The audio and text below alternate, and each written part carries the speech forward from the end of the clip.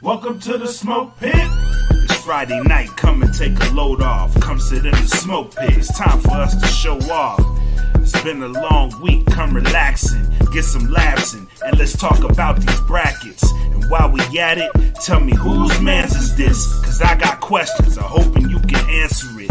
Get ready, cause you know we gon' talk a lot of shit. It's Mac and Mac, welcome to the smoke pit.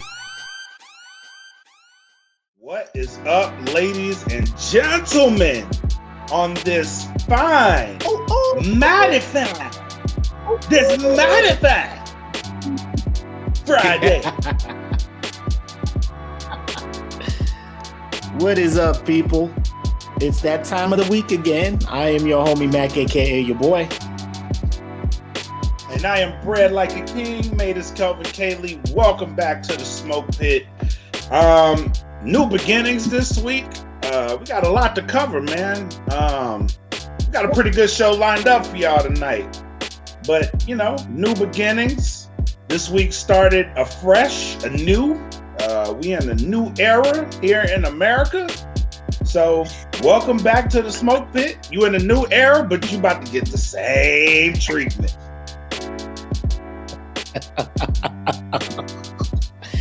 Yes, sir. Yes, sir. But before we get into the meat and potatoes of the show, shout out to our sponsors. Obviously, Plugs Wireless Headphones.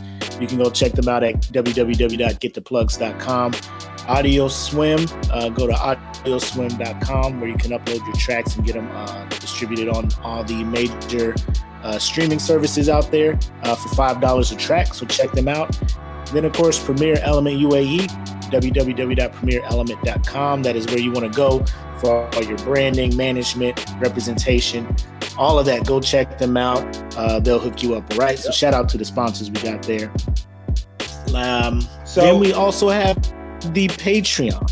Oh, go ahead, man. Speak on it. No, I was gonna speak on it. So go to www.patreon.com/thatfeelingpodcast. $3 a month will get you access to all of DFPN's content, ad-free, plus the bonus. You can participate in our live shows, which we had last week.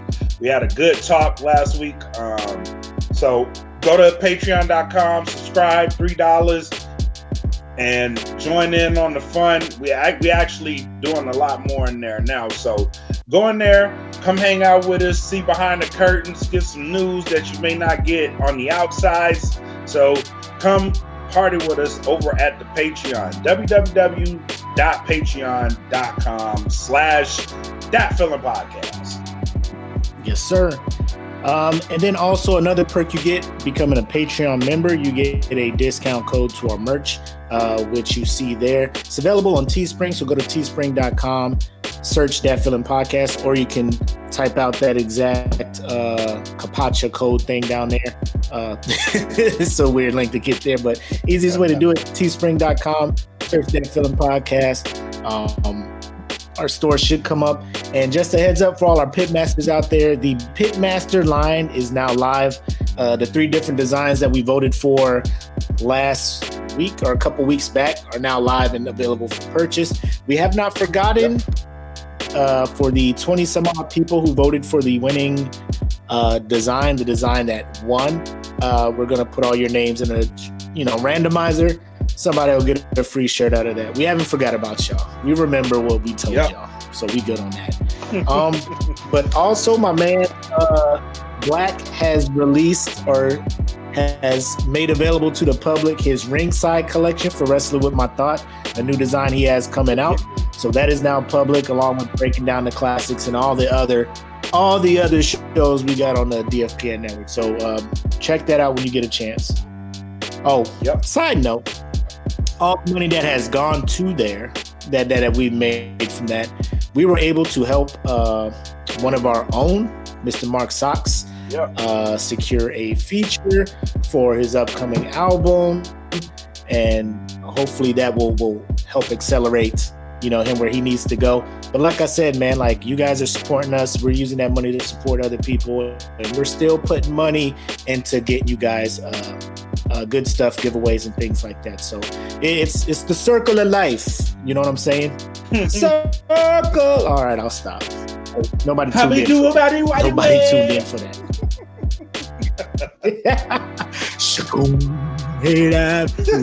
What's up, Ree? Checking in from Florida. What up, Riri? Man, yeah, it's been a good week so far this year. You know, outside of some crazy ass shit. Personally, for me, I would think this year is going pretty good because this is probably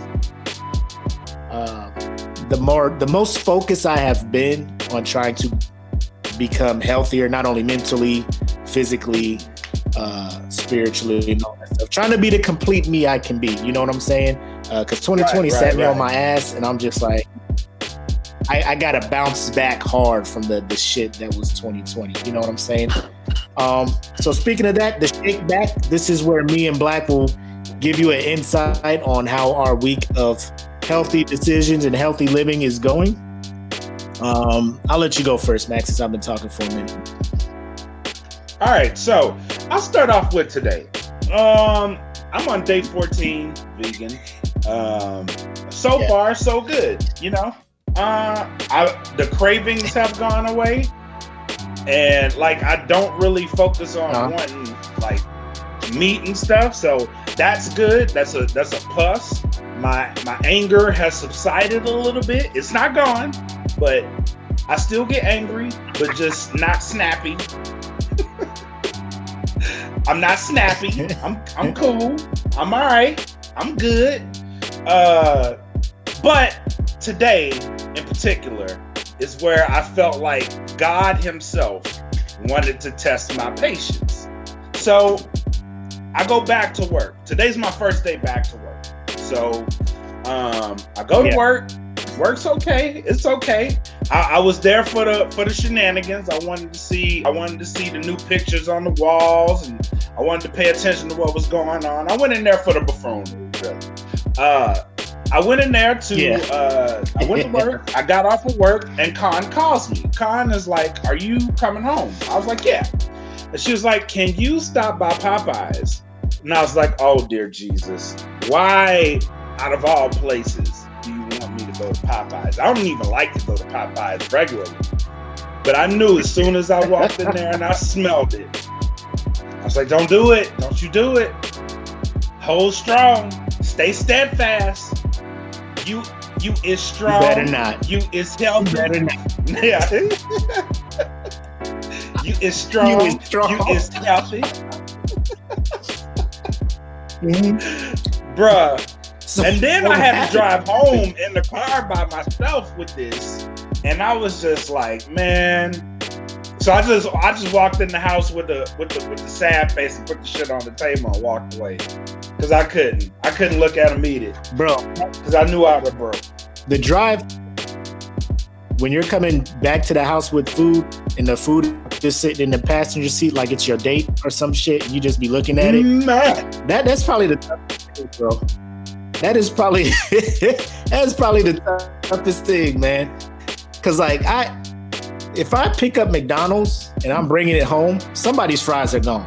And then when I get there, my fries are still in the bag. You know what somebody getting half fries. Cause I'm just like, it's 5 minutes down the street. I'm like, I could probably kill a medium fry right now. It smells so good. Let me tell you, that shit smelled good. And I was like just in the passenger seat cranking the music up. Like, come on, man. Like, don't do it. Hurry up. I'm flying. I'm driving fast, trying to get home. I'm trying to get home as fast as possible. It's bullshit. Oh, man. It's bullshit. I couldn't do it. Like, I got it. If I went in Popeyes, it'd be trouble. Like, when I go to the food court to grab a Subway or whatnot, because I be trying to, like, when my options are limited, I'm like, let me try to get the most healthy option out there. So I hit up Subway. I get the protein bowl, which is pretty much a salad, and then they just throw double meat on top of it or whatnot. Right. But it's right in between Charlie's and fucking Popeyes. So I'm just like, man, Charlie's got good sandwiches. Yep. I can get but I don't do it. But I don't. smell good though, because they be throwing the bacon and shit on the fucking grill, and you just be like, man, yeah, Riri, I picked Subway. You know, I picked Subway. I couldn't eat fresh. I'm already. Let me tell you guys. So, yeah, like mid-December or whatnot, I was a fat dude, man. I was up here 224 on 225. Like I was, and I'm only 5'8", so that's like obese, I think. At least We Fit was telling me I was obese. And I'm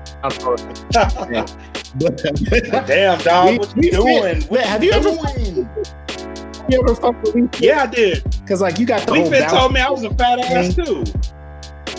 But I knew already. And then it plays that because like my kids will get on it and then they'll be like, this is your weight and height, and then it'll play like a happy tone, like ideal weight. I got on it. It made my avatar all blue, like chunky, and it played the blue.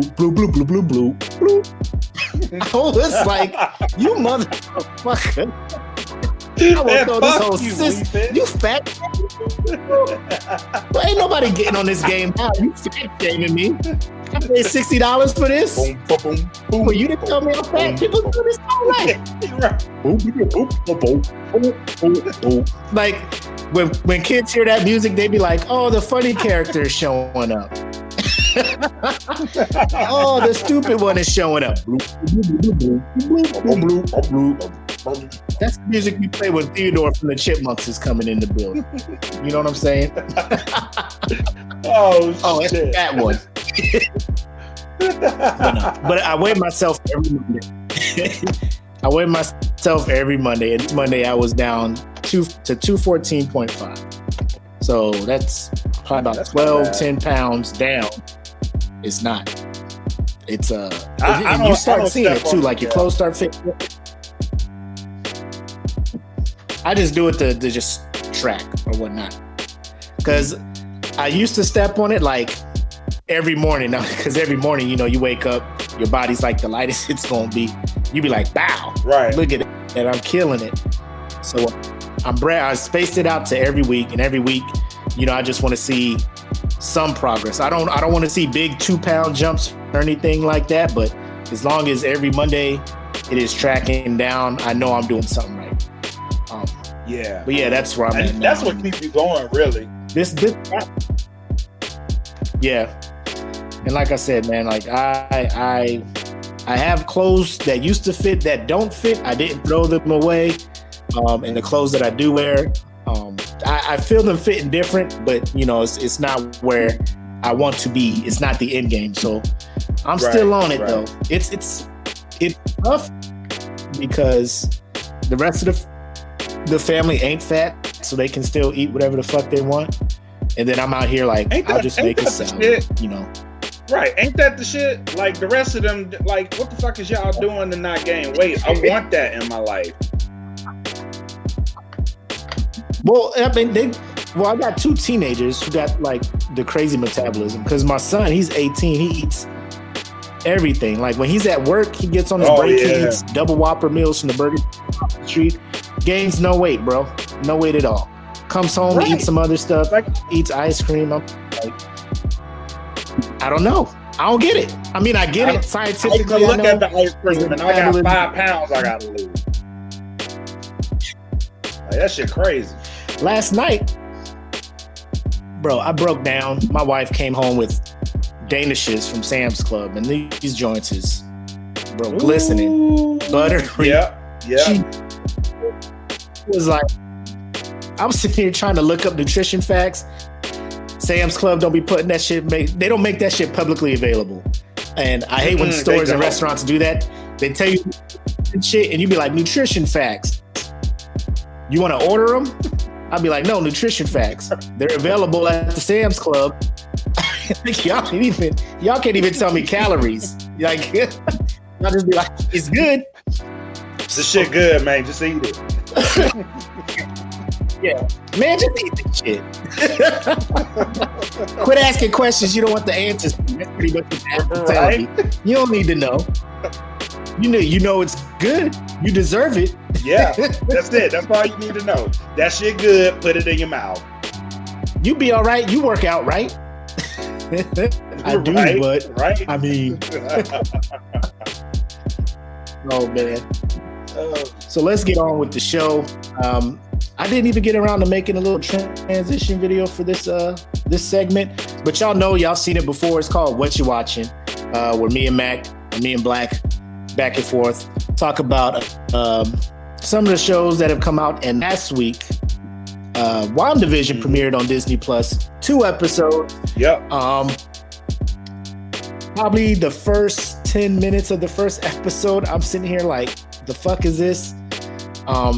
But then you just gotta, I don't want to say you gotta hunker down to get into it. But like once you start noticing all the Easter eggs that are being dropped in the show and what it's hinting to and stuff like that, then it piques my interest. And then I'm just like, oh shit, you know? Because on its face, you're just like, this fucking Marvel I Love Lucy type shit.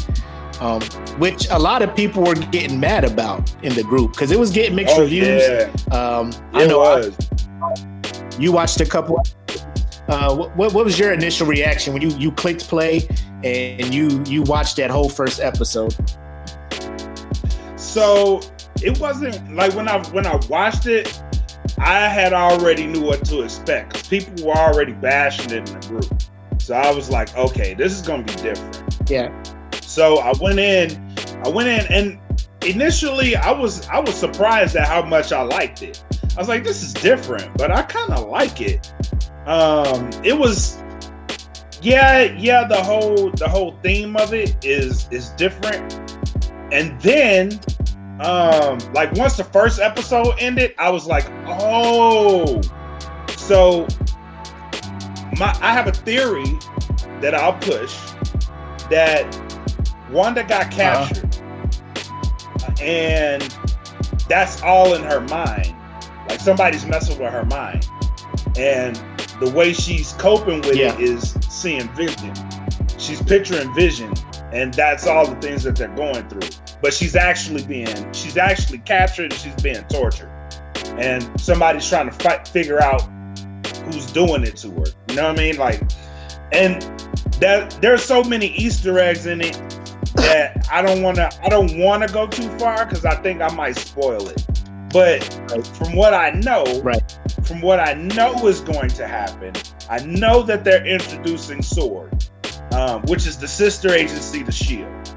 And so SHIELD was like the eyes on the sky type of thing. SWORD was like the eyes on the ground type of agency. So that's where that's for sure where they're going, which it's going to be awesome. And I think it's going to lead into somebody's movie. So that alone piqued my interest, and I'm very curious to see where they go from here. Yep.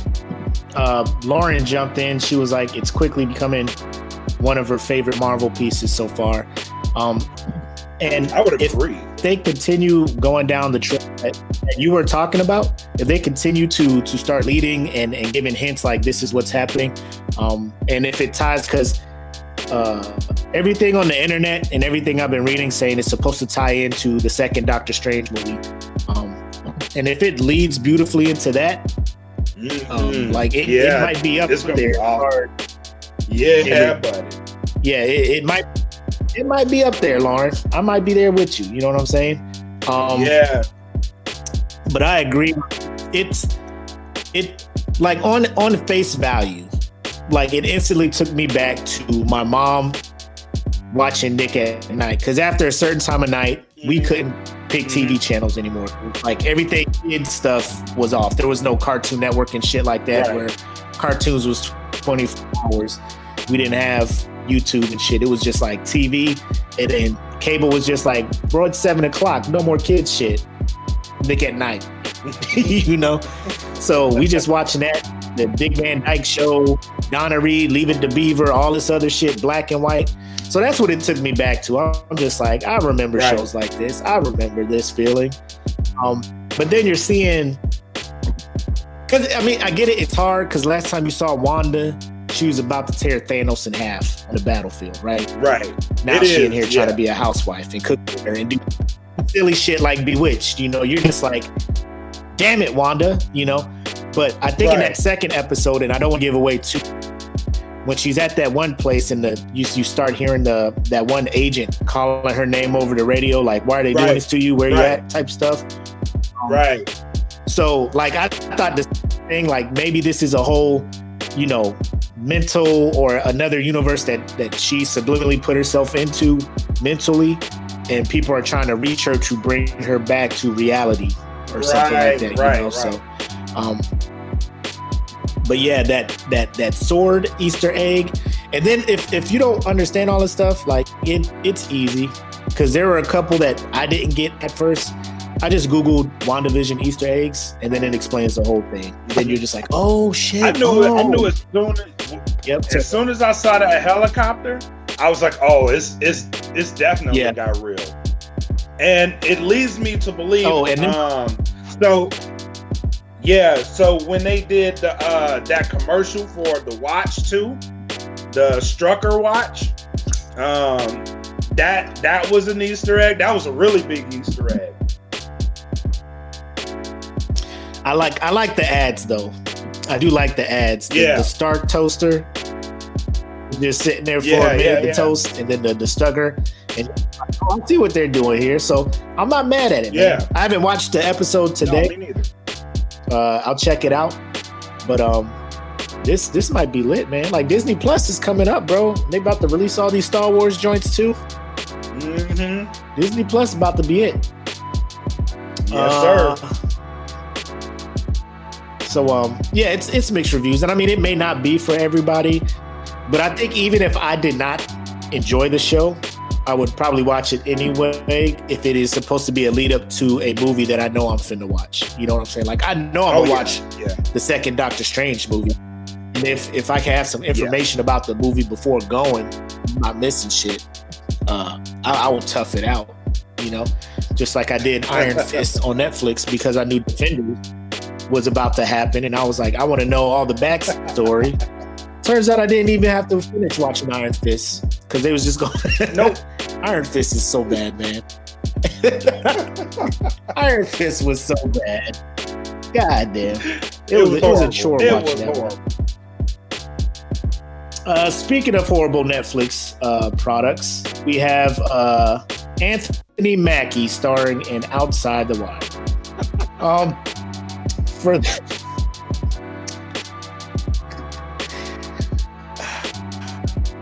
It's so I mean, I like Anthony Mackie. I'm sure he's a good dude. You know what I'm saying?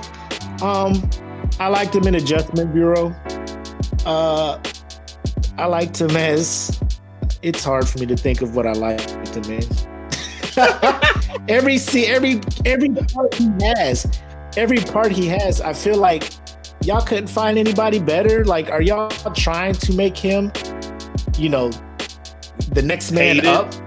Like, is he hate? You know what I'm saying? Like, it's not hated. Like, they're casting him in roles where it's just like, hey, this is his breakout role or something, and it's not. You know. Everybody knows him, Papa Doc from 8 Mile, right? Everybody knows him from Papa Doc 8 Mile. He barely was in that movie, right? He was in a couple other movies. Next thing you know, he gets the part of being Captain America's, you know, black friend. So he gets Falcon, right? And then then his name is all out there, right? Like he's tied to Marvel now, so he's the next big thing out there apparently. They keep putting him in these roles where he has to do action type stuff. Yes. Like I've never seen an actor get so many roles and he not good at acting. You know what I'm saying? Like they're like, oh, come on, man, this is your, because Netflix gave him a shot in their series Altered Carbon, which was an okay series. I watched it when I was bored. So he was, I don't want to explain the whole thing, but he was not good in that role because He had to be action. He had to be believable that he could do the shit that he was supposed to be doing. And he's never believable in doing that at all. No. And in this one, he's supposed to be this second.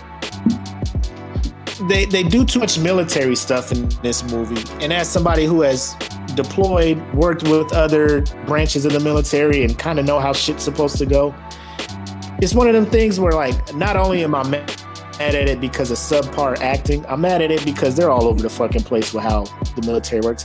Even in the future, they're like, it's 2035 or something. I'm like, bro, that's like 10 years from now. Why are y'all acting like this is so far in the future where we got robot drones out there? Like, y'all got to throw another year out there. But it's just not good. Yeah, throw 21 something in there. Then I'll be like, I'll be dead. I don't know if this is going to happen. But I'm sure I'm going to be around in 2035, hopefully, right? We'll see. But right. I'm pretty sure all this shit ain't going to be going on. Anthony Mackie is not good. They got the dude from House of Cards, the right-hand man of Frank Underwood, who's out there just killing people and stuff. But he's a colonel in this one. The dude, the protagonist is like a drone pilot who has he's a first lieutenant. He has 56,000 flight hours. I'm trying to do the math in my head. Like, fuck is you doing? Lieutenant? Like, how you got so many goddamn flight hours? Yeah, like, were you prior enlisted and then was like, I'm gonna go, but still, you know what I'm saying? But then it has all the cliche military things, like, you're deployed, this is your first time on the ground, rookie. Hey, what's your girl look like? Oh, she bad. Is she home smashing the Pilates instructor? Hey, it's cool. I need you to focus on the war. That's why I'm giving you such a hard time. And I'm just like, oh my God, get the fuck out of here. It's not good. It's a whole, so Anthony Mackie's like this AI robot, next gen drone or whatever that's supposed to win wars and shit. The drone pilot's like a regular dude. And it comes down to the whole, yeah. Like, he has this whole stealth skin and it's a whole thing. But he becomes so self-aware with shit. Oh, there it is. Never mind. Yeah, he becomes self-aware and he's just like, the only way to stop the war is to he goes to this whole extreme. So it becomes the whole, is the future. Like, if you take the humanity out of war just becomes an expendable thing and more deadly. And in order to stop war from continuing, I need to do something like this, which goes against all humanity. And I'm just saying, like, you can instantly tell, probably about 20 minutes in, the plot of this movie, and you kind of already know. It's one of them cookie cutter, like, this has been done before type shit, where you're just like, it was just on in the background as I was like editing podcasts and shit. So that's why it ended up making it to the end. That's the only reason. Okay, it made it to the end. Yeah. So I gave it how many puffs? I gave it 2 puffs out of 5. 2 puffs out of 5. Because some of the action scenes, you're just like, oh, that was dope. But then you look to see who did the action, and you like, man, fuck out of here. Papa Doc ain't did that. Papa Doc, you know you ain't did that. What about Falcon? Falcon did some of that stuff. Bro, are we going to bring in worst Falcon moments? Because I could drop a couple of them things in here. My biggest... So the battle at Wakanda in Infinity War. He trying to shoot these dudes with dual Uzis. Everybody out there doing like superhero shit. Falcon out there, out of bullets. What you doing now? What is you doing now? God damn, you just out here just like, and Bucky too. Bucky out there with an M16. I'm like, you got a whole metal arm. You a super soldier. Cap out there hand to hand fighting. You over here with an M16 with a big ass Wakandan vibranium arm. if you don't go out there and punch somebody, I swear to God, I'm gonna lose my mind. You out there fighting like I would be fighting. You know, like a regular person. Like it's jam. Let me use sports. It's jam.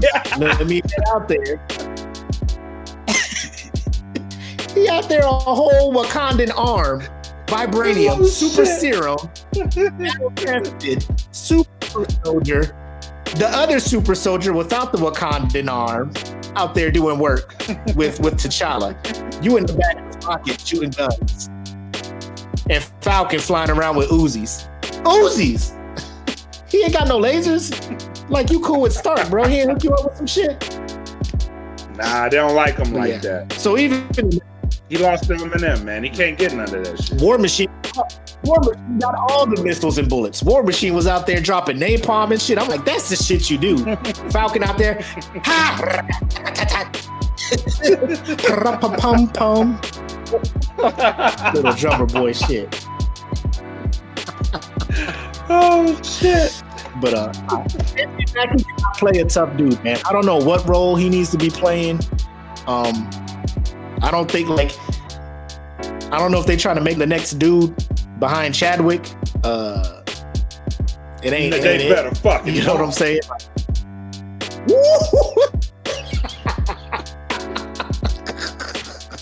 Marvel, you better sit out. You better somewhere. not fucking make that mistake. But I don't know. Get Anthony Mackie the Hollywood is fuck trying out to of here with that bullshit. Hollywood is trying to cast this dude in everything, man, and it don't sit right with my spirit. You know what I'm saying? It don't sit right with my spirit seeing him in all these movies. He's getting all these opportunities that so many other actors can probably be in. You know what I'm saying? And I'm all for black actors. You know what I'm saying? I'm with you. We need to be in these movies. Yeah. But if we gonna waste the spot for a black actor, you know, are we really giving that is there shit nobody to else Anthony available? Mackie, nah, hell no. You better not Next give Man that Up? shit to Anthony Mackie. Who'd you give Next Man Up to? Now that Chadwick's not here. Who'd you say is next? You know You what? better not say Fuck no, I ain't gonna say Michael B. Jordan. I ain't gonna say that shit.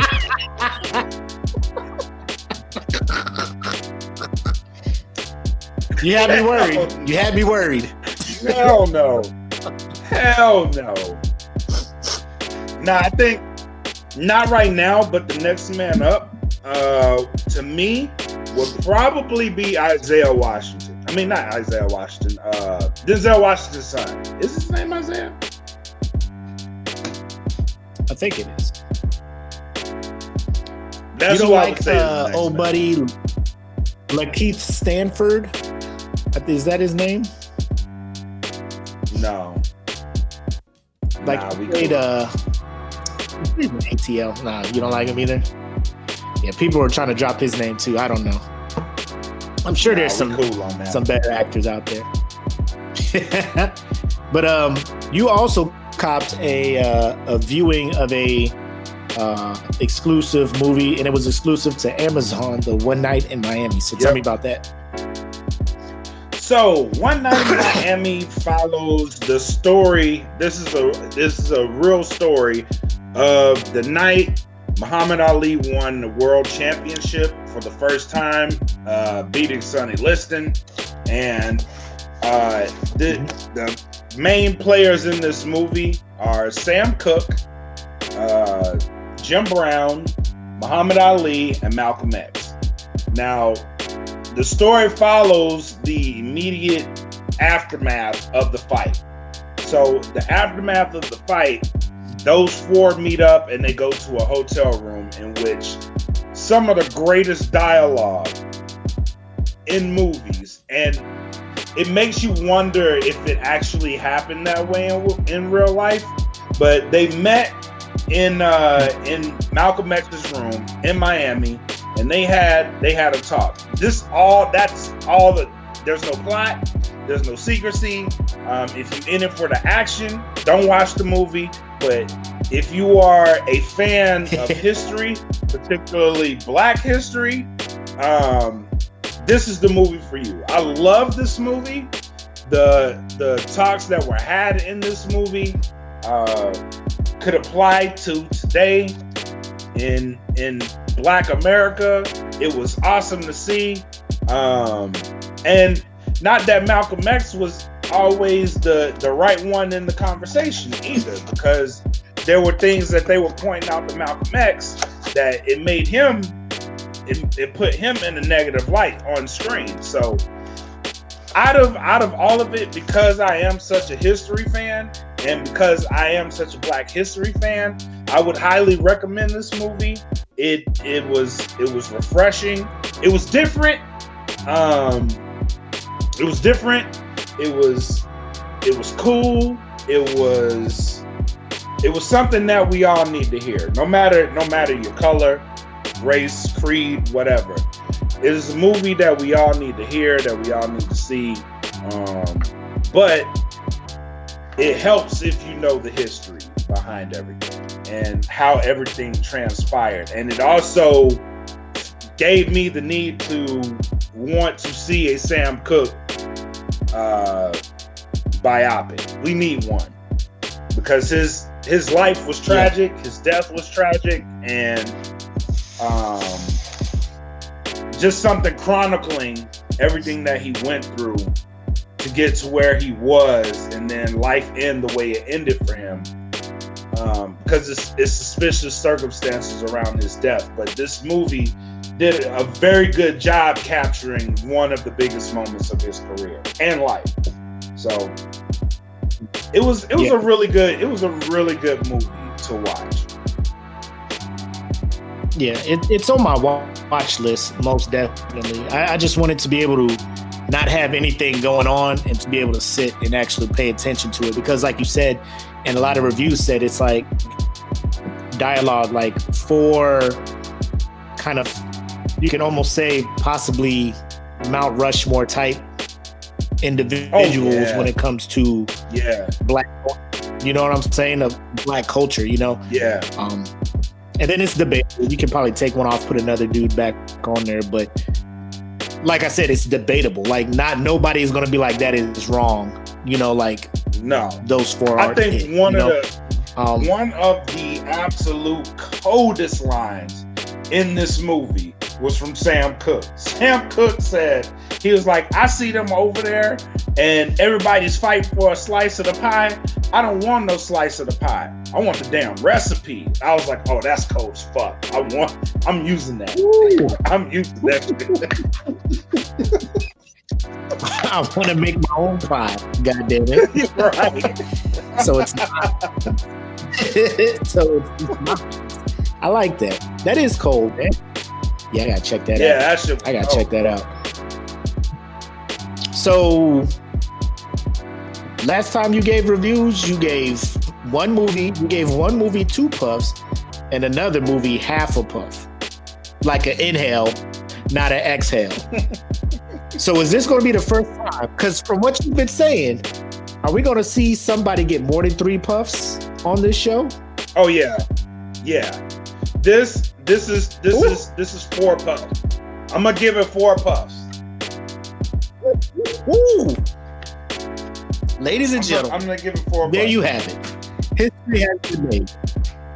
The man who gave Wonder Woman half a puff and sold 2 puffs has given 4 puffs to One Night in Miami. So I know I'm gonna check it out. I was gonna check it out regardless of how many puffs you gave it. Yeah. You was there, Eric, when he gave Wonder Woman that half puff.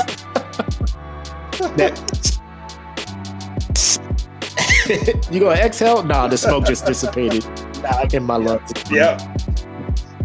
Yes, I gave it 4 puffs. If the setting would have changed at all, and they would have had this conversation, and they would have shown anything outside of, because the whole movie is the conversation. That's the movie. Yeah, it's the conversation they all have. And you do see tidbits of how Malcolm X was getting paranoid. He wasn't fully paranoid yet, but he was approaching that point. Now, if you'd have gave like like what the aftermath of what happened after that conversation throughout the movie, I would have gave this bitch 5 puffs. Easy. Ooh. Oh. There you have it. There you have it. I think when it's all said and done, man, we probably gonna have our reviews printed up somewhere. Hollywood will be like, damn, we need to get these 5 puffs. Because I mean, that was a pretty good review you just gave, man. I like it. Thanks, man. I need to learn how to do that. Be more critical of smaller things like that. I think that's why you're like a artist and I'm not. You know, just like the smaller things and shit like that. I don't. I just be looking for big things to talk about. And speaking of big things to talk about this week, let us stroll in to my favorite segment. Whose man's is this?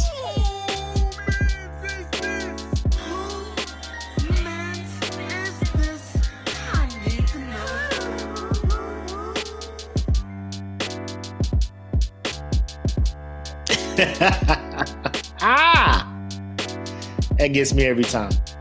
Whose man's is this? This week, I was struggling. I was like, man, who we gonna talk about? Every week, and this may sound fucked up, but every week, I just pray and hope to God someone does something so stupid where I can be like, ooh, I'm gonna talk about him on Friday. Me too. I just be like, it'll get to Wednesday and I don't see nobody doing nothing super stupid. And I'm just like, oh man, are we not going to have a whose man's this week? I'd be like, oh my God, somebody do something stupid.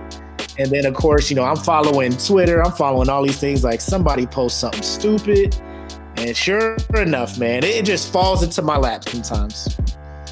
So we're going to talk about former President Trump and the list of people that he gave pardons to before he, you know, left the premises and gave up his job. Before we get into the list, Matt, Yeah. Go ahead. So I want to give an applause for the people that have gotten pardoned. Congratulations to you guys. I don't know if you deserved it or not, but hey, you got it. You got it.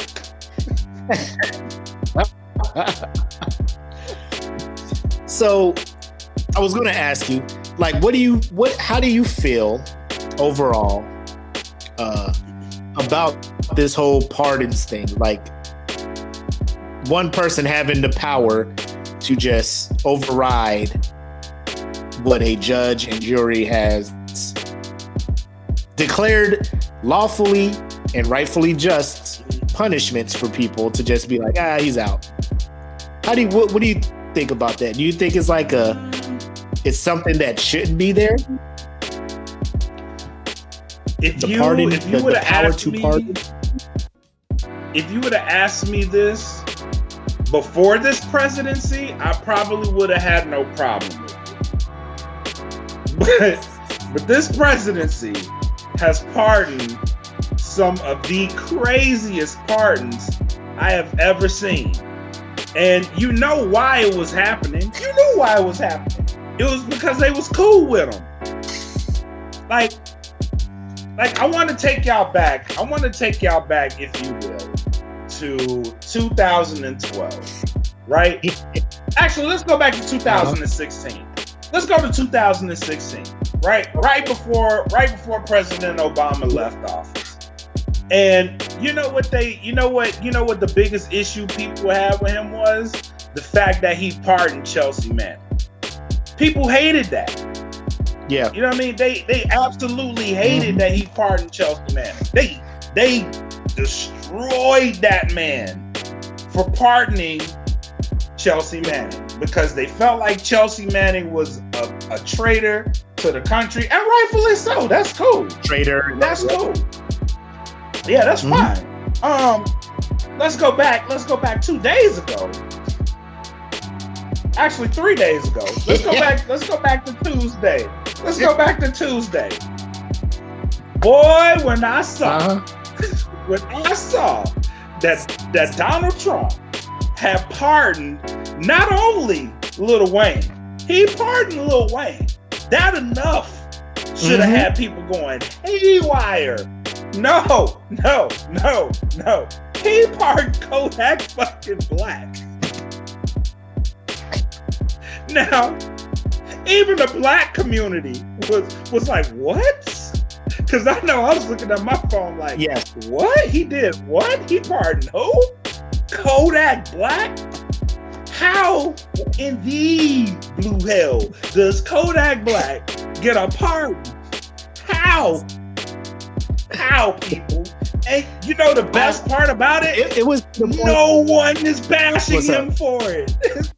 No one's killing him for it. They just like, whatever, he's out. Nope. Kodak Black?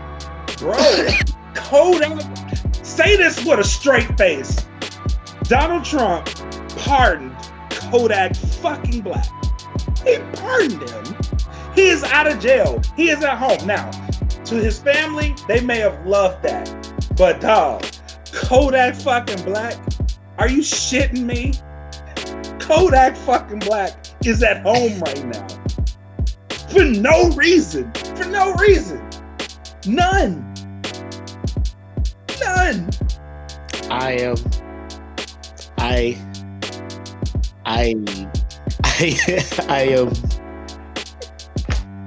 I'm speechless as well. Because I was reading the list of people that he pardoned earlier, and the things that these people have done, I'm just like, how do you just be like, this person needs to be pardoned? Like, oh, he frauded the government out of $42 million. He's cool. He can come out. And like, there's nobody to be like, no, the fuck he can't. You know, like if my son does something stupid and I'm just like, it's my wife grounds him, you know, and I'm like, Willie, let's go to the store. Let's hit the mall. I can't. Mom grounded me. Nah, it's fine. Come on out. You know, and my wife ain't gonna be at the bottom of the stairs like, no, the fuck he's not leaving the house. You know, and I'm just like, well, I tried. You know, like I gave it my best shot. But here's just the highlights of everything. So the one that surprised me, Stephen Bannon, because I thought him and Trump was not cool no more. Remember? Me neither. And then Trump was like, "Oh, this dude's get out of here!" And then all of a sudden he's pardoned. You know. So there's that. This dude Elliot Brady, a California businessman who is the leading fundraiser for Trump's 2016 campaign. He pleaded guilty in October to conspiring to violate foreign lobbying laws as a part of covert campaign to influence the Trump administration on behalf of the Chinese and Malaysian interests. He accepted $9 million from a Malaysian financer and everything. So he was convicted of that. Trump was like, nah, he's cool, people. He can get out of there. Let him out. This dude, Anthony Lewandowski, who on Trump's campaign. What did he do? He was his campaign chair at one point. Yep. Sentence for stealing self-driving car trade secrets from Google. My man paid. Well, this is the thing. Like most of the time he was supposed to be in jail. The judge was like, well, you don't have to go to jail now because of coronavirus. So you could just chill out the house. But when we figure this coronavirus thing out, you're going.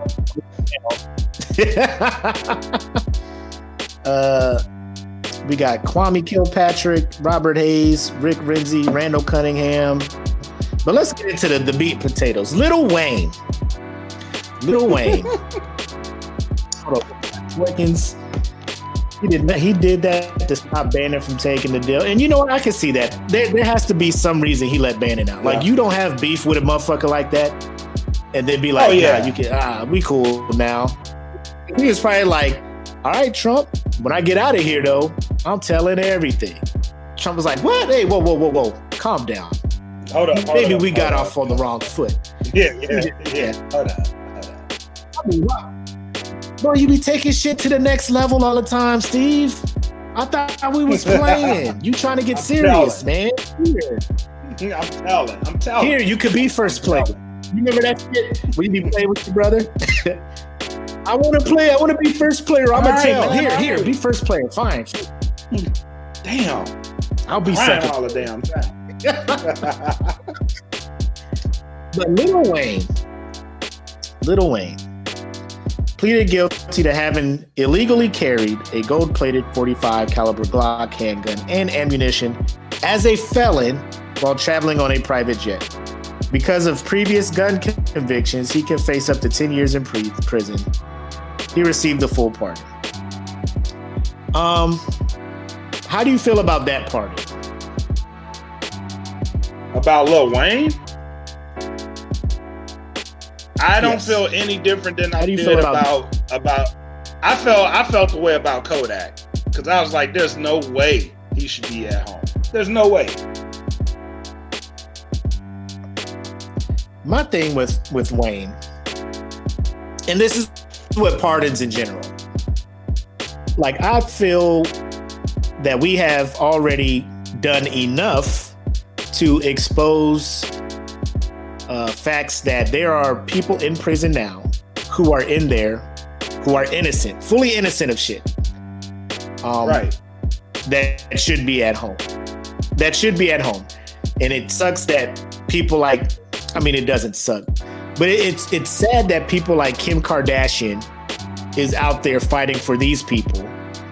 And we have a whole president who can easily make shit like that happen, who frees people who have done illegal shit, right?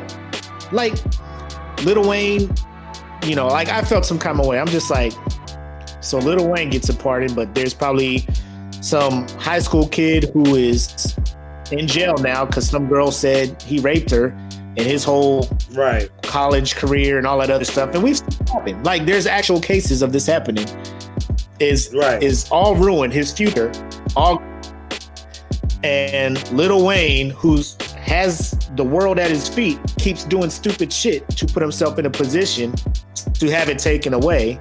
And he just gets it back because in the last 4 months, he was cool with Trump, you know? I know legit people, family members, I will not say names, who are felons, who carry guns because they are fearful of their lives and they don't have the money to have the security and all that other stuff carry the guns for them.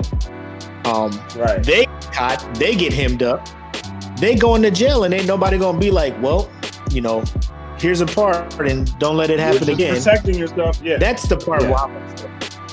That's the part I'm worried about. And Kodak, what was he in jail for? For lying on background paperwork while trying to buy guns.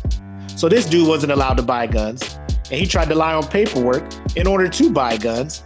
And then, like, I have not heard the name Kodak Black since black people canceled him after what he said about Warren London after Nipsey passed. Oh, you know, like he was going to try and shoot a shot or something like that.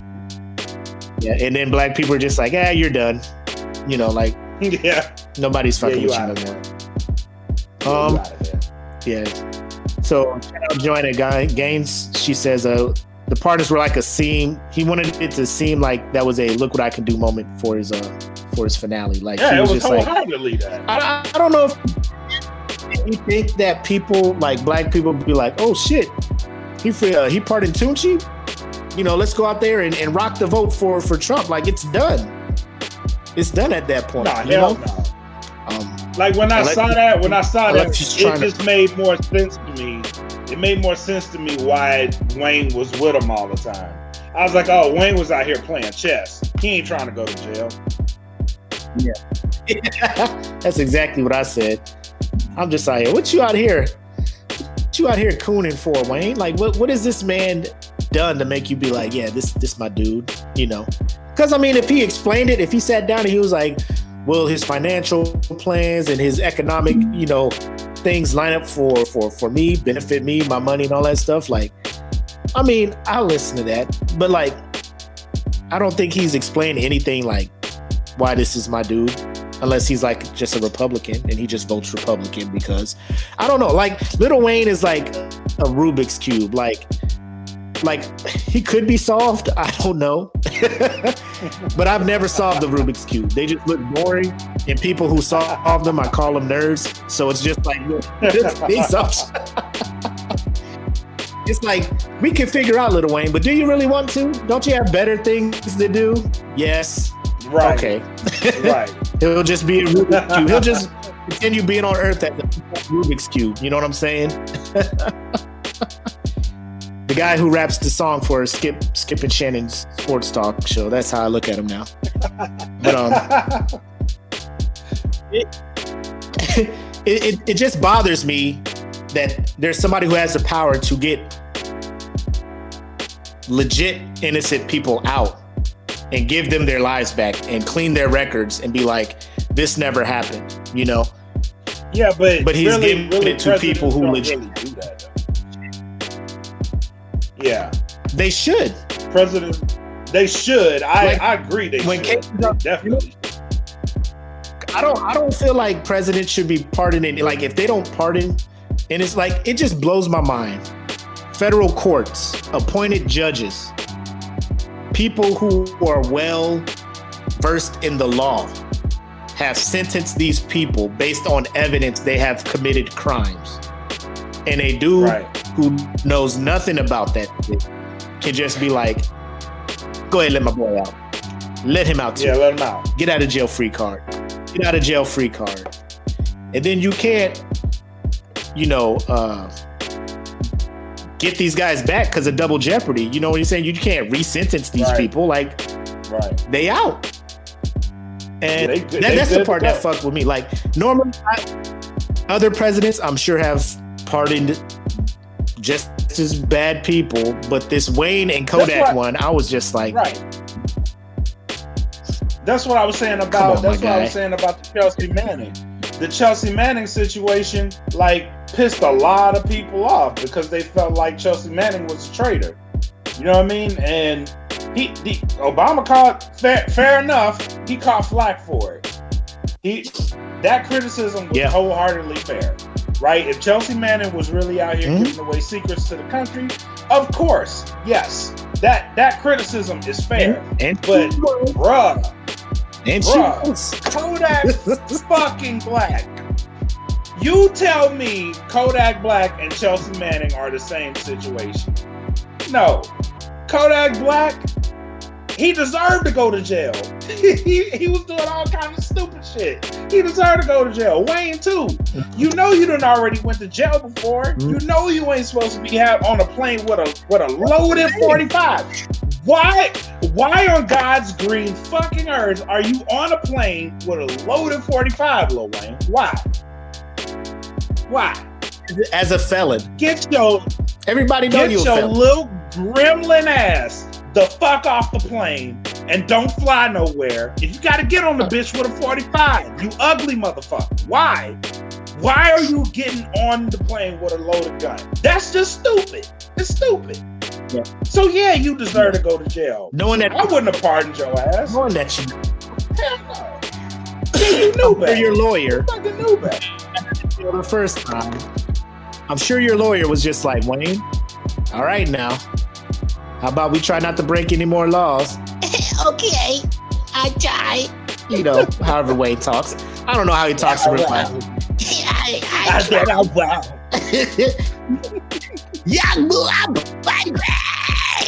Something like that as he leaves the room. But it's like a felon. As a felon, you cannot. And here's another thing. Why is he rolling with Trump? He can't vote, right? Like Wayne can't vote as a felon, right? I know there's whole rules and stuff like they're trying to. Yes. So I know there's some states they allow it, but I don't know if they do where he's at. Right. Boykins brings up a good point, saying that governors have that same power in state crimes. But like when you do it at the president, like the world sees the shit. You know what I'm saying? Like the governor of Idaho can pardon somebody. It's not gonna make waves across the ocean. Like when the highest elected official in the country is like, here are all the people who don't have to pay for their crimes, and they're just like, what the fuck is going on with this man?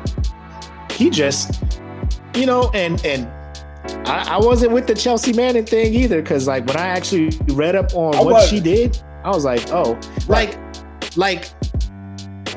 you see what she did, and she's just like, we out here doing some non-Geneva Convention type shit that we supposed to be adhering to, bow. And you know, and then the world was just like, see, the US does stupid shit and fucked up shit too. And then the US is like, whoa, what you talking about? We follow Geneva Conventions. And they tried to get her, lock her up, all this other stuff. And then Obama was just like, nah, come on out.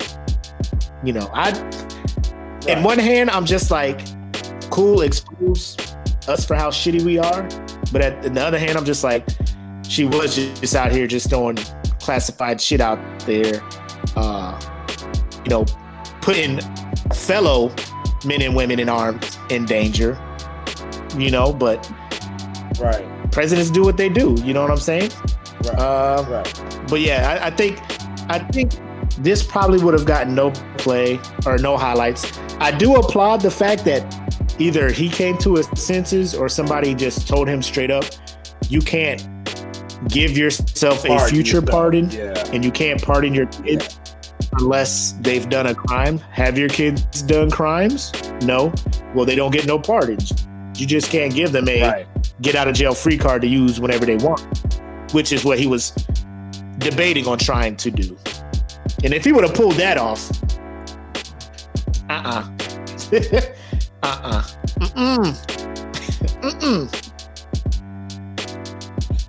don't know what I would have done. Listen to me and listen clearly. Trump is the second black president in U.S. American history because he puts black people shit. Ladies and gentlemen, the comments of Black Mac do not reflect BFPN, his co-host.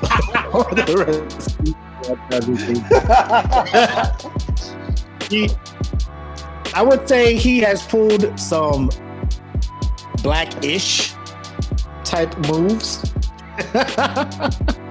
Black-ish type tactics. Like the whole fucking I'm gonna get fired anyway, I'm gonna just do this shit. You know, like I've been there when I was leaving McDonald's about to join the Air Force, man. I cleaned that freezer out of all the McGriddles. Took them all. So you gonna do? Fire me? I'm out. I'm in the Air Force now. I did the same thing at Burger King. Yeah. I did the same thing at Burger King. I took all the fries. I'm taking them home. I baked 4 dozen cookies, took them home. Cooked 40 of the fresh nuggets, took them home. My mom is just like, what is all this? I'm just like, enjoy. Enjoy, mother. You're welcome. It's a smorgasbord. And we ate it. She was mad at first, but she likes McGriddle. Likes McGriddle. She was like, I can't believe you did this. How long do I put this in the microwave for? I was like, I knew I got you. I knew I got you with the McGriddles. Oh man. But moving on to the next segment, or the next topic. You brought it up. You kind of hinted to it in the beginning. A new era, new week, new beginning, and all that. Yeah. And then I'm thinking that's because of the inauguration. The 46th president, Joe Biden, is in the house with Vice President Kamala Harris. So what'd you think on the inauguration? What are your initial thoughts and your reactions on it? So when I woke up early, because I was here for all the shit. I wanted to be here when he got on the plane, when he had the send off, because I knew he was leaving early. I wanted to be here for all the shit. I was with all the shits that day. But all in all, I would say this was a historic day for the country. This was a historic day for Black people, Black women in particular, to sit in the nation's highest land, the second in charge in the highest seats in the land,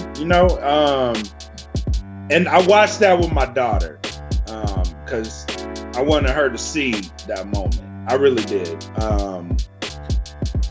And I didn't know it was going to be as emotional as it was. Not for me, but for my daughter. Because her seeing someone like that being elected vice president, like it really did something to her. It really did. And it was amazing to see and to go through.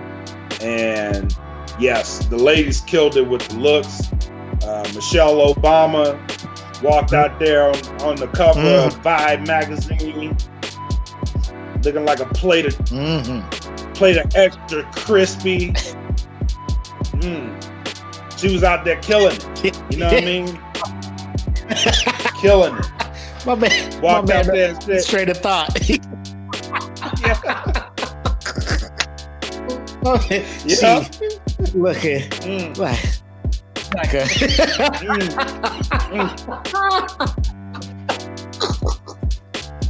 woo. Boy, she was out there. She was out there doing the big time.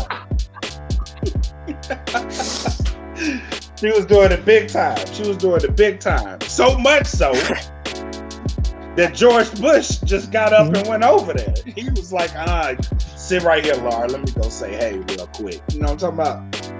George Bush wanted Michelle Obama. W be on her, boy. W he be on her head. And Michelle, they got that relationship, like those friends that they just sit together during commanders calls to like clown people while speeches and shit is going on. That every time they be pointing at somebody, laughing and shit, I'll be like, who they talking about? Yeah, they talking about somebody. Is W that petty? Like, I feel like they go there and be like, Michelle, look at this motherfucker over here with this goddamn. Look at it, Bernie over here with these goddamn crochet mittens and shit. Look, he cold as fuck, ain't he? He cold. Don't look at him. Don't look. Like, don't look. But on your right, my man over there sleeping. Look at his head nod. Look at his head. Like they doing that the whole. Like they do that the whole inauguration. Knocked out live. That head nod so hard when you wake up and look around to see if somebody saw you. Bill was knocked the fuck out. Bernie sitting over there all cold as fuck by himself. Bernie done became a whole meme out here. But I will say in this in the midst of it all. Go ahead. No, go ahead. Finish. Okay, so in the midst of it all, I thought the inauguration was a good day. It was a really good day for me, but for the country as well, because it was the reset button I'm pretty sure everybody needed. You know what I mean? You go through 4 years of constant bickering back and forth. Nobody's right. Nobody's wrong. It's just arguing back and forth. And that's all we've been doing as a country for the last 4 years. So much so that it became exhausting. It became exhausting to even log on Facebook because you know you're going to see some shit that's going to piss you off. And no matter what side you're on. So that was the day that we all needed. Regardless if you see it as a good or a bad thing, you needed that day. You really did. You needed a reset. Something had to happen to at least say, okay, we don't have to deal with this shit today. Let's just be there for the country. You know what I mean? And regardless if you liked it or you didn't like it, if you voted for them or not, it happened. You know what I mean? So it had to be a good day. It was a good day. Boyga said it was the pause button because I doubt they hit reset. I would agree with you there. I would agree with you there. But it was a day. It was a day to just sit back and look at least the spectacle of what it was and try to appreciate it. I definitely appreciate it because one of the biggest notes for me was how prevalent women were throughout this whole inauguration.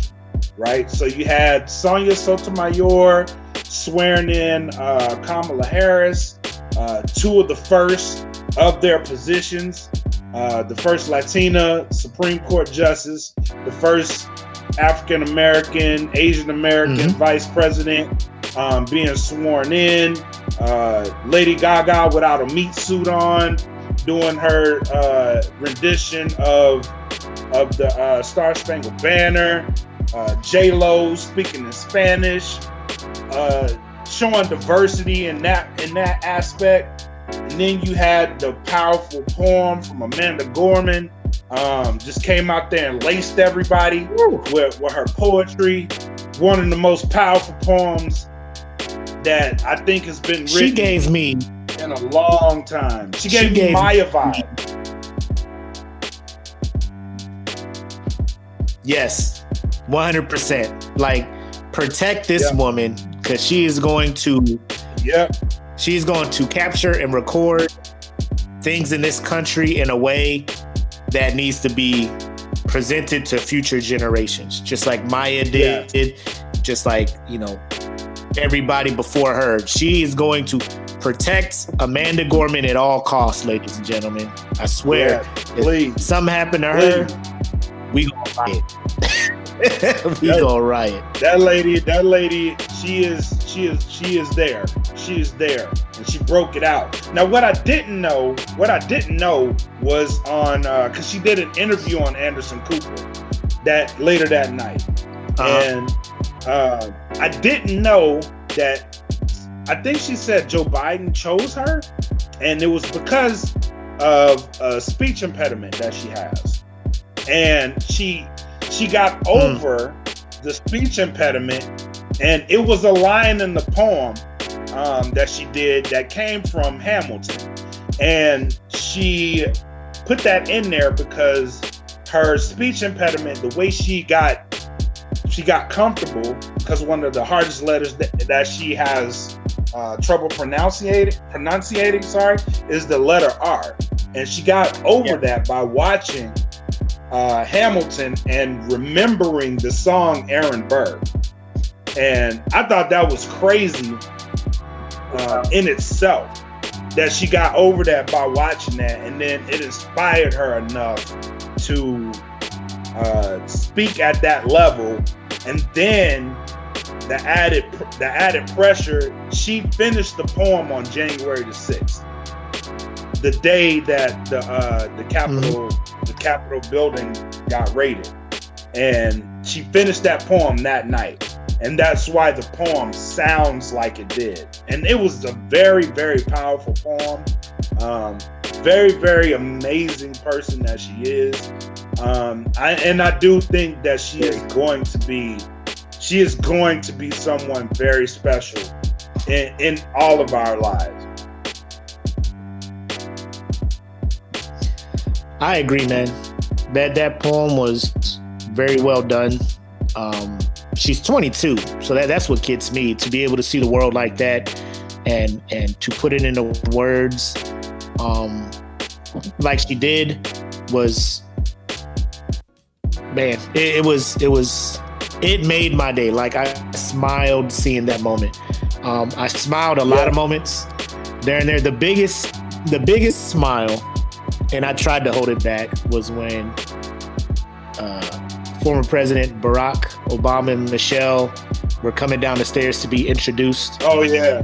And I was just looking at, and I said it on my podcast. It's like when you when you were with when you were dating somebody and like shit is good, you have all the feelings for one another, but then you guys got to separate for whatever reason. Like, you know, your parents are in the military. It's like, bro, we got to leave, you know, and long distance shit ain't gonna work out, you know? So you're just like, you know, we just got to break up I wish you well, all that stuff. Then you see them later, and their glow up is real, and you're just like, oh man, what could have been?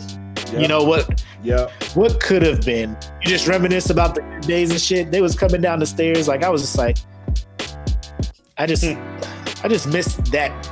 It's bad when you see somebody and like you don't even think about their administration, bills they pass. I just miss that fucking class, that level of class, in that position. That is what I miss. Like I miss that level of class, that level of just. It looks like I sit down and have a discussion with this man like an adult. Right. Like I just missed that for 4 years. You're just fuck, man. And then in his head, he's coming downstairs and be like, I tried to tell y'all about this dude and y'all ain't want to listen. And y'all ain't listening. Now we're here. Now y'all listening. Now y'all listening. Sucks y'all had to go through this shit. Like your ex was just like, don't leave me for that person. They're no good for you, And everybody, nah. He's saying all the right stuff. And then you turn back around and they like, what'd I tell you? Did I tell you the stove was hot? Don't touch that stove. Shit's hot. When you see it red, it's hot. I'm gonna try it. What'd I say? Look at you. But at the same time, I do like the past year with elections. More women being elected to elected positions. More minority. You have more Muslim women, more Latina women, more Black women being put in positions where they can start trying to make changes to kind of make sure everybody gets an equal playing field. This is through representatives, Senate, like mayors, just that level of stuff. Like I'm already encouraged. However, I do agree with Boykins as far as I would go and say like, reset. It's the dawning of a new age because these people are still politicians. You know what I'm saying? Yeah. Because I think one senator sent a tweet out yesterday, was like, oh man, it's a beautiful morning. The sunrise looks nicer today for some reason. How is it? How does it look where you're at? Tweeting to the public. And a lot of people were like, looks the same. Y'all better get to work. And that's exactly what I don't want to happen is people think like, Biden's in there now. Shit's going to magically get better. No, y'all motherfuckers still need to hold people accountable for shit. In which I applaud CNN for doing what they do. Because CNN, they start talking to Fauci, and Fauci was like, "Yeah, it's a good thing. It's a good thing to finally speak the truth to what everything is." And they were like, "Well, that this administration is saying they got to start from scratch, and they actually don't. And there's some good things they actually can work off the last administration." So they do still hold them to account, which I appreciate. And it's good to hold people accountable and know that they ain't gonna do some dumbass shit. I like that. Yeah, I mean, we just gotta. The last 4 years, I think the only silver lining we can get out of that is more people kind of became more involved in politics, as far as either running for offices or kind of checking resumes and doing their part to vote who they feel should be in positions. Higher voter turnout, all of this other stuff, right. the skepticism, whatever. The level of scrutiny that people have been watching elected officials with over the last 4 years, because like nobody feels like they can trust anybody anymore. Right. Keep that up, and that's good. And keep these people honest, because that whole campaign, they were promising us this, that, and that. If they're not doing it, they got to go. You know what I'm saying? So yeah, hold them accountable. I am 100% on board with the sigh of relief. Like, so we know that's over, you know, but I know there's not a magic human. Like Jesus himself comes back down here. He's like, man, let me just run this for about, 5-10 years, get y'all back on track. And then like, you got to hold these people accountable. But it was a beautiful thing. It was a beautiful thing to see the purple, the pearls, all that stuff, and what it meant for women of color. It was just an amazing thing to see. To see that the nation is that is another hurdle down. First, it was like there'll never be a black president, then there'll never be a woman. You know what I'm saying? So Hillary came close one year. Kamala's the vice president now. So the doors are opening, man. Like it's getting it's getting to the point where I love it. Like Kevin Garnett, anything is possible. Anything is possible. But you got to hold these people accountable, man. Just because these cats was in that Capitol talking about this is horrible, we can't let that happen. Only because motherfuckers came in that Capitol looking for their heads, and then they turn around like, Trump, wow, we can't have this shit no more. Now that he's gone, make sure that they hold into that whole, let's work together, let's do this shit. Both sides. All right? Keep that pressure on them, man. What I would say to the people are on the line. You know what I'm saying? Like, let these people know because they're elected officials. Go ahead. No, I was gonna say what I would say to the people that stormed that Capitol building. Keep that same motherfucking energy. Keep that energy, cause y'all need to go to jail. And you see who he pardoned? That motherfucker pardoned Kodak Black. He ain't pardoned y'all motherfucking ass. Keep that energy so y'all can go to jail. Y'all need it.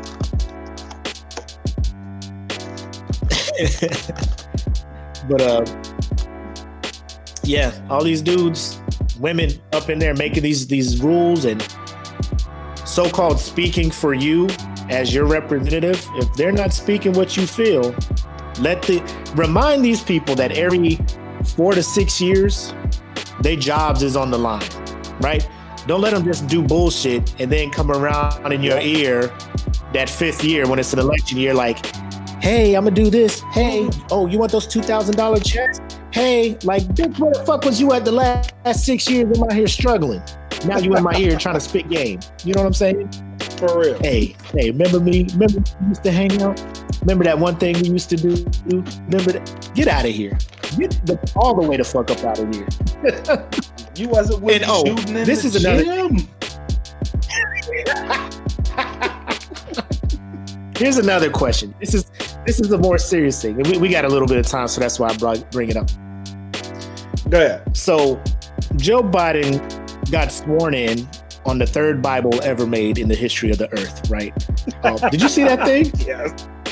That bitch was thick. That thing had down. I'm just like, bro, King Henry signed that thing himself. This is my personal collection. You know what I'm saying? Like, they were like, this Bible has been in his family since 18. I was just like, what? That don't even have the that don't even have the whole New Testament in it. Like, there was still books being made to the Bible when that was published. You ain't got the updated one. But the swearing of the Bible, and there was a I forget her name. Hold on, let me search her real quick. There's a senator who was upset that some of the women who were elected to positions who are Muslim said they wanted to be sworn in with the Quran and not the Bible. And she had a deal about that. Like, you're supposed to be sworn in on the Bible if you want to represent the government of the United States. So I'm just thinking, like, actually, you don't. All this thing about religion. Do you see a future or anything where a self-proclaimed out in the public, I'm an atheist, I don't believe in God. Do you ever see a person like that being elected to any position in politics, to where they're like, you got to swear in on the Bible. They're like, no, I don't believe in God. Just promise. I'll just promise really hard. Because you don't have to swear in on the Bible. You don't. That's number one. You could swear in. You could swear in on the fucking brick if you wanted to.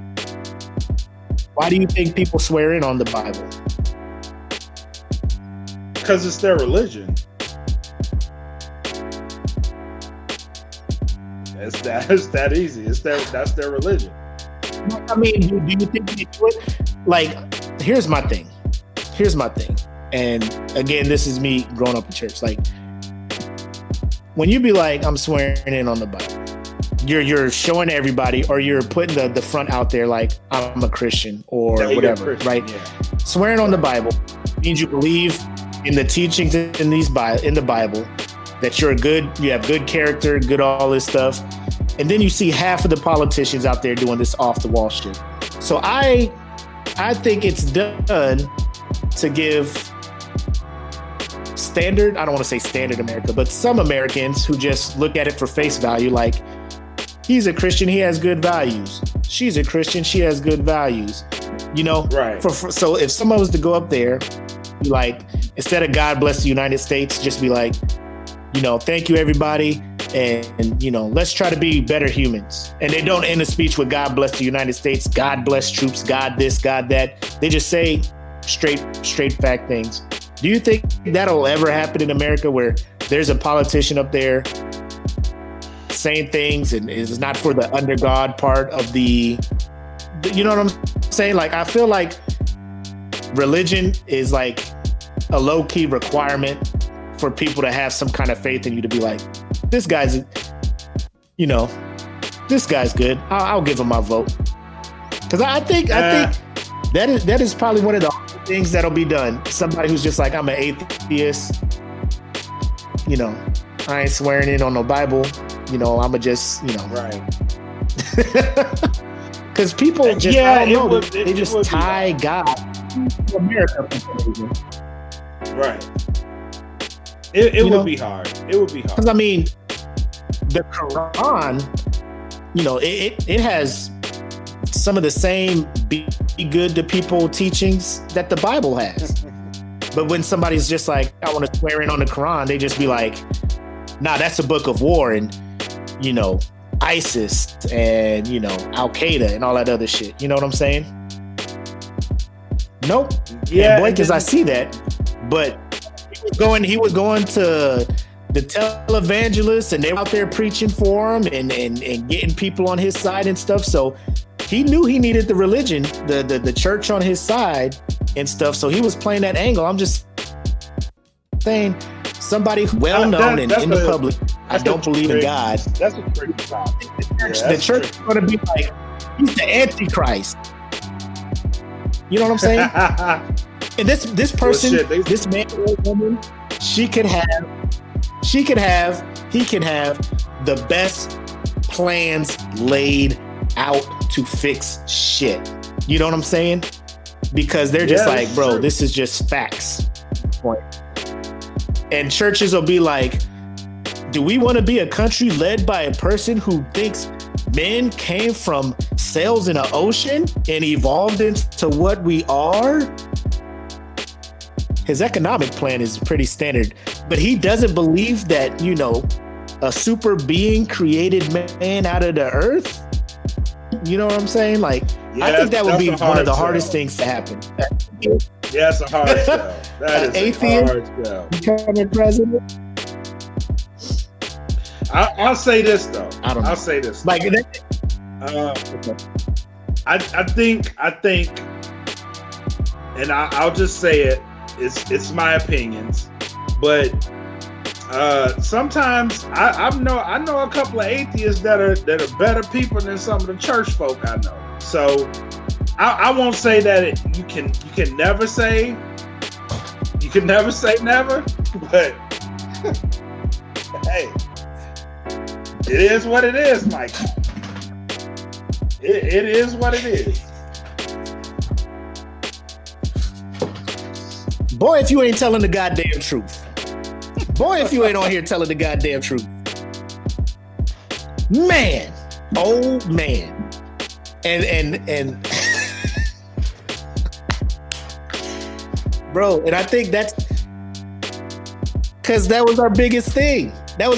Separation of church and state. All right. I wanna, do some federal shit. I'm religious. Get the fuck up out of here. I thought this shit was separated. Right. Is it or is it not? Is it or is it? Let me know. Let me know what the fuck is up. Oh my God. But yeah, that just hit me when I was watching the inauguration and watching every person get in, like they swear on the Bible, because that's like the biggest thing. And like if I was to, and this will never happen, I get elected, they're like, swear on this Bible. I'm just like, nah, I'm cool. So what are you going to swear in on? Nothing. I don't know. What Tyson, was it Neil Tyson DeGrasse or whatnot? Yeah. What's that dude? Like, what's his last book? Bring that here. I'll swear in on that. They're going to lose their shit. What? You don't have a religion? There's nothing guiding you except you wanting to be a better person and other people wanting to be better people. And I don't know, man. I think it's dangerous that we bring up this premise and we're sitting here like, that shit'll probably never happen. That's the scary part about it, if you ask me. Yeah, that's the fucked up part about it, is that it probably will never happen. Yep. Like, it was hard enough just to get a black dude up there. Can you imagine a black dude who doesn't believe in God? Can you imagine? Can you imagine a Wiz's Beast? Yeah. Shout out to Wiz's Beast. Can you imagine him? Bro, America be like, man, get this dude out of here. He'd probably be assassinated. Yeah, America be like, oh, hell no. FBI be like, hell no. Take the shot. I have a shot, take it. Motorcade don't even make it up there. They be like, yeah, we ain't about to have this. He gonna take God we trust off the monies? He gonna take God we trust off the monies? You know what I'm saying? Yep. Yeah, just what Joanna said. They swear on the same Bible that they took out of school because of the separation of class. Or you don't say under God in the Pledge of Allegiance in school no more. I don't even think they say the Pledge of Allegiance in school anymore. They do. Because my son, I had to hear that shit. That's my alarm clock. Oh. My daughter used to when she went to a DOD school, but now I don't. I think they just get in there and just start learning shit. That fake ass history they be teaching people. That's a whole nother thing. We're going to get into that though. Sometime in February, we're going to talk about this bullshit ass Black history curriculum and why it ain't in every day. That's a whole nother show.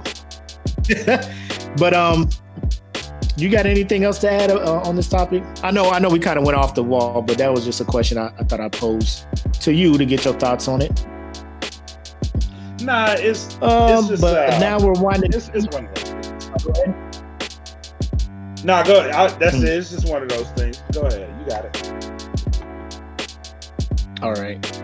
I am trying to bring up the list of our amazing patrons to give them a shout out. I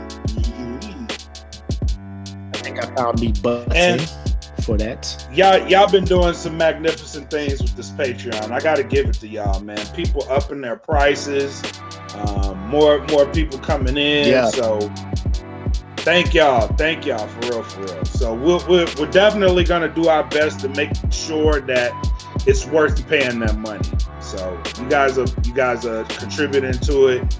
So we feel obligated to give you something worth your money. So thank you. 100%. So I want to give a shout out to our $3 contributors, Dad Family. We got Samantha Marie, who just joined up. Sam Pinto, she just joined up, so I appreciate that. She January 11th, so thank you for that. We have the individuals who are up here in the DAT VIP tier, who are getting the live recordings of the podcast. So we got my man Stealthy Q, my man Mikey P. Bean, and then Smitty, aka Calvin Smith. I like how I do the AKA, your government name, like your real name. Like your nickname should be your AKA. But shout out to you three. With the minimum of 10, and like you just said the other day on the Patreon, Pinto up to the 20 a month. So thanks for that. Not only does that help us out, but it also kind of keeps our feet to the fire. Like we got to make sure that we're putting good stuff out there to make you feel like it's worth your $20. So appreciate that. And I want to say a special shout out to all the Dat Forever Patreons who jumped in when it was $1 to join. So shout out to Riri, Vuk, Manda Hoffman, Timo, Angela, Jedi, Kay, Janie, KC, my beautiful, beautiful wife, Apple, EJ, Jennifer, DC.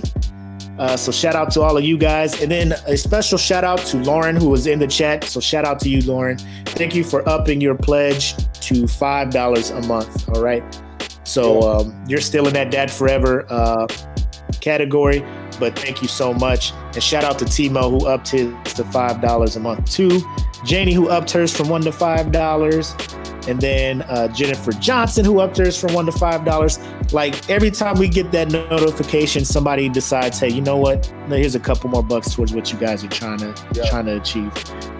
Thank you guys. Like, you guys have no idea how much that means to us. So shout out to y'all. We are brainstorming and getting stuff out there for you guys. I really, really do appreciate that. We really appreciate that. And don't forget that we appreciate that. Very, very much. Outside of the shout out, you got any parting shots? Anything you want to hint towards, or what I'm saying? So we do have more. Like I said, we do have more stuff coming for the Patreon for you guys. One of the things that we're going to be doing is one of our new shows, the pilot episode. We're going to do that live on Patreon. That you guys will get the exclusive first look at that interview, and I will be introducing the newest podcast, the Salute podcast, which is geared toward hip hop and military. So it's basically geared towards people who did music in the military, got out, still pursuing that dream, or if you ever did any music in the military. But feel free to come check out the conversation, because you wouldn't notice how many dope people have been in the military until you check this podcast out. I'm really excited about it. Spoke to MRK yesterday about it, and the conversation went really well. Speaking of MRK, he released a new single while I was on the fucking phone with him yesterday. So it is called Dreamin'. It is produced by Dat Feelings Clint Taylor. Very, very dope fella.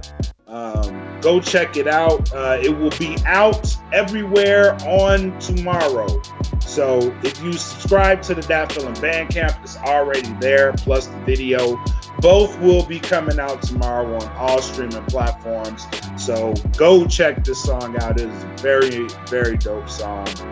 That brother never fails to impress with his music, and we're very, very excited for this year as a whole. As for myself, February the 1st, I will be releasing a new single titled Black is Beautiful. That will be exclusive to the Dat Feeling Bandcamp.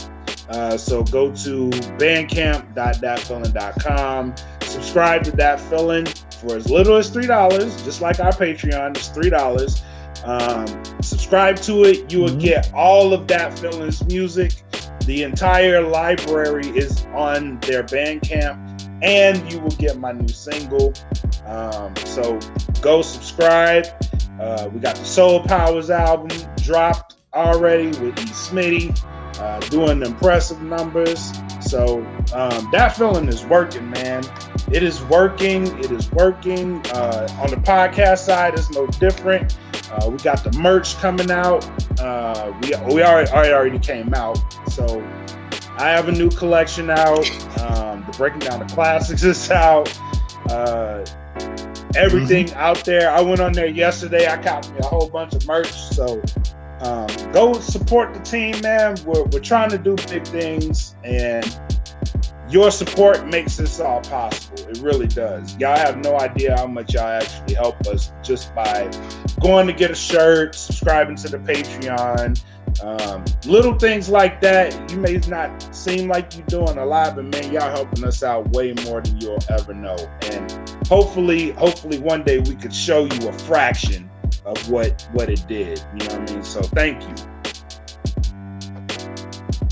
Yep. A couple more shout outs. So shout out Pitmaster Taylor Stiff. She's in here watching from the other side of the earth. Doing her duty as a airman in the best Air Force in the world. So she is going to be receiving a custom Pitmaster shirt. I'm not going to hint anything. I will say this, Taylor, if you're still watching, if you get it, take a picture, share it in the group. And I just want to gauge the reaction from the group. And if the reaction is nice enough, maybe we'll move forward with making these shirts for everybody else. But this is a special one of one that she's getting. And I'm going to send one out to a Pitmaster Cam Ward too, because he's also deployed doing big things and stuff like that. So, I'm just sending it to them. We'll see how they like it. If they post a picture and y'all liking it, we'll go ahead and move forward with it. And then the shirt that I'm rocking today is from Pitmaster. I keep messing up. K Alonilani. I'm sorry, I'm fucking your name up. But she has a streaming site. She streams. K likes to play. This is her shirt, which I kind of dig it because this is everyday her. But then this is like the other side of her, the animated video games, all that other stuff. So I like it because it shows that there's more to a person. Things like that. So, yep, copped it from her StreamYard or Streamlabs site. She posted the merch in there. And then also shout out to Pitmaster Brian Olivia. He is also a streamer. He's actually the better half or the subpar half of the K Likes to Play and B Rex crew. His streaming page, they just hit 20,000 followers. His streams, his numbers, and the viewership is going up over there. I know you guys have seen me share his link when he goes live. If you guys have clicked on his link, followed him, gave him some likes or anything like that, I appreciate it. He appreciates it. He also appreciates everybody who hit him up when he had the car question about a week ago. But we are in here. People in the smoke pit are doing big things. I went live yesterday, and I want to let you know who did not hear me yesterday when I went live. If you have anything you are trying to promote, if you got merch, if you got a link, if you got anything, information, let us know. And whatever platform, whatever time we have, post it in the group. Let us know. We'll talk about it. If you got merch, let me know. I will buy it. I will rock it on the show. Free publicity. You know what I'm saying? This homies helping homies thing, man. It's not a fad. It's not a trend. It's a lifestyle, man. And I'm all for it. So just let us know what you guys got going on. I know Boykins was in the chat too. He has a web. We'll throw that up in the next joint. I already ordered some stuff from there. Like I said, man, I'm here. I got a little extra cash. I just stopped eating out so much. So you be surprised how much extra money we got laying around.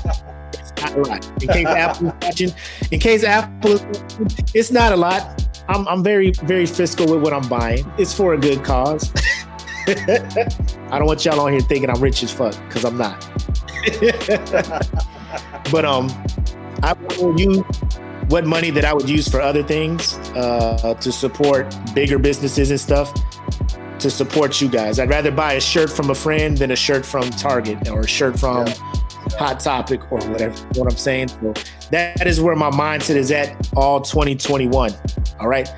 Let me know. I'm trying to rock nothing but shirts from the homies this year. So far, so good. Yeah, I'm doing the same. I got mine. I'm about to buy one of K's shirts right now.